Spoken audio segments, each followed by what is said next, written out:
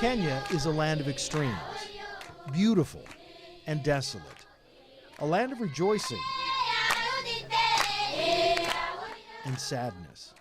It is modern, with high rises and rush hour traffic and bicycle teams.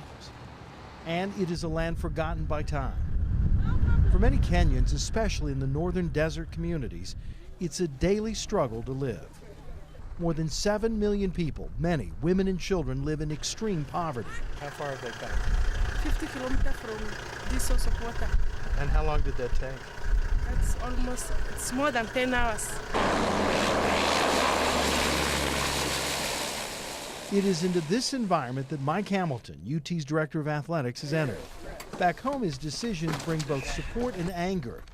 In the desert, sports seems trivial and far away. Hamilton is a board member of Bloodwater Mission, a faith-based nonprofit group headquartered in Nashville. It partners with local African organizations to bring clean water to communities, clean water that would save thousands of lives. There's a saying here in Kenya, they say, P and Gima, they say water is life, and people here know that very well, because if you don't have clean water, you're not able to live a healthy life. Joining Hamilton on this trip are other board members and 2 friends from Knoxville, Jim Grubbs and Chris Kittrell, who last year donated to a fundraiser that raised money for African adoptions and for projects in Africa. Among the aims of this trip is to see how that money was spent. Because the other days Okay. We're making an impact here. Our first stop is Torvi, a small settlement near the Ethiopian border. We're met by members of the Food for the Hungry, Bloodwater's partner in Kenya. It is a hot, arid, awful place. One of the members of our party said in all the work that they've done, this is about as remote as it gets. So there's just nothing anywhere around here. Especially water. This is the local reservoir used by both people and livestock. But not lately. It hasn't rained here in more than a year. Survival, a daily struggle. America, from America. Yes. Despite the difficulties, the people, especially the children, are resilient, finding joy even in simple things like a visit from strangers. You say hello? Hello? Just shake my hand. Won't you shake my hand? Yeah. The group is taken to the school where Knoxville money was used to build this rainwater catchment system. Nothing fancy or high-tech, but vital in holding precious water. Everyone prays that March, the beginning of the rainy season, will bring rain. They're tough. I mean, yeah, we think we're tough, but no, this is tough, what they do day in, day out.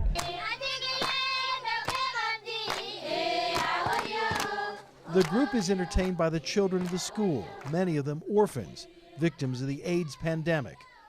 For Hamilton, this is a personal mission. Last year, he and his wife Beth adopted 3 children from Ethiopia. Their youngest, Kalu, is HIV positive. She's healthy thanks to medicines readily available in America. The Hamiltons founded the Kalu Grace Foundation, which helps American families adopt African children. That association led the Hamiltons to Bloodwater Mission, which, while not directly involved in the orphan crisis, is involved in many of the causes of the crisis. It's easy when you're here, and I think we'll see this over the next few days, to get overwhelmed, because I think the things that we're going to see will be overwhelming. But we can't be focused on the mountain. We have to be focused on the path to climb the mountain and taking one step at a time, and sometimes that means one person at a time. And if I think we'll do that, and we would do it as a society, we'd go a lot longer. We leave Torby, but our day in the desert is not yet done. Our aim is for this child to get education, and this has to be achieved. We stop at another school a distance away. The headmaster explains how the drought has destroyed livestock and how education may be these children's only escape. Near the school is a borehole, a deep surface well used by people and livestock. Again, there is a Knoxville connection. The generator used to draw the water was rebuilt by Bloodwater Mission. Now tell me again, how many animals? An average of 7,000 per day. Per day? Yes. And many of these animals have traveled 2 to 3 days to get here.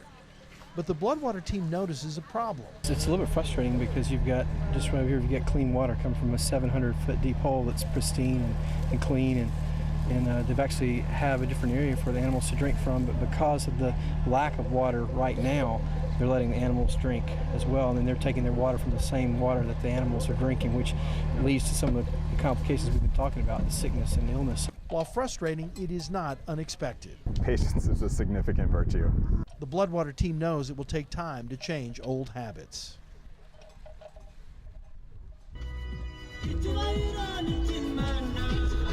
They call Rwanda the land of 1,000 hills, and it's easy to see why.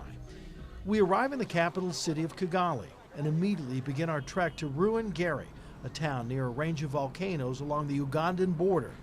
The team notices several things. First, the people. It doesn't take you long to pull out of the airport and realize that there's so many, almost everybody in Rwanda has a purpose. They're walking with a purpose. There's something that they're doing. They're trying to be productive. And that's inspiring, I think, to anybody that comes here. And they notice the lush tropical land. On the hillsides are garden plots, the soil worked by hand. You can see corn and sugarcane and other vegetables growing in the equatorial heat, and banana trees as far as the eye can see. After days in the deserts of northern Kenya, this change in scenery is dramatic. We're taken up a mountain road to a church where the team is greeted by prayer and music.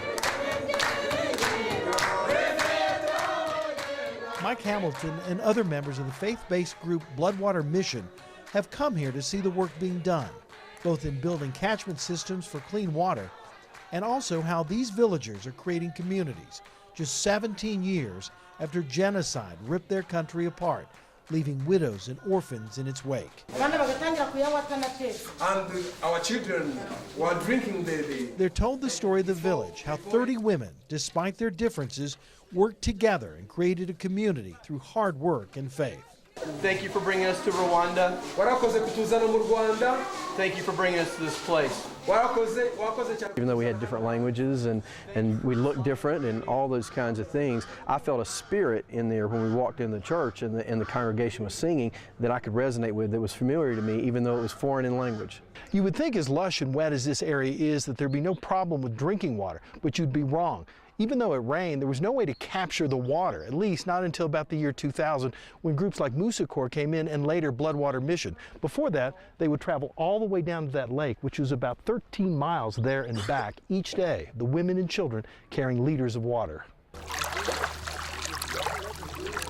We visited the lake, the source water, Lake Burera.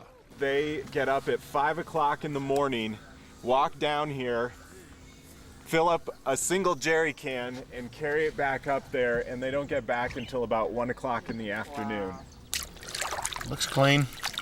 But even with water, dangers still lurk. Though beautiful and clear, it contains many illnesses. If you're in this water, typhoid, maybe dysentery. In this water? In this water. And because, livestock use it, people are bathing in it, they're washing clothes in it. And so it's completely disease-borne water. Wow. And it's as clear as it looks. It's got issues. Fortunately, those issues are now waning. Chemicals are more available to villagers to make the water potable and safe, and a system of water tanks is being built. It was a very, very poor community. They had many problems in the community. Albert Mabasi works for Musa Corps, a Rwandan-based nonprofit that's been Bloodwater Mission's partner since 2007. By the end of this year, that partnership will have built 57 large rain tanks and 37 smaller tanks on the mountain. The goal is to provide 100% water coverage for the area. We hike toward the next water project. We are making our way to another village where a water project is being performed, and as you can see, it's a steep climb and a long distance for a guy in my shape. At the end of our climb, we're asked to carry rocks to the side of the next water tank. It is an occasion for celebration. The team leaves the mountain exhilarated. They've shared an experience that has touched them to their core. I walk away absolutely amazed, and I walk away with probably a greater sense of what community means, a greater sense of what wants and needs mean, and I walk away with a lot more than probably I gave. A lot of people call poverty the long defeat, and in a lot of ways there are struggles and challenges, and it's complex. It's not that simple. but I believe in one person at a time and being able to see the change that happens in one community, and that's worth it. We all feel uplifted by the experience. These people, who by our standards have so little, have given us all more than we expected.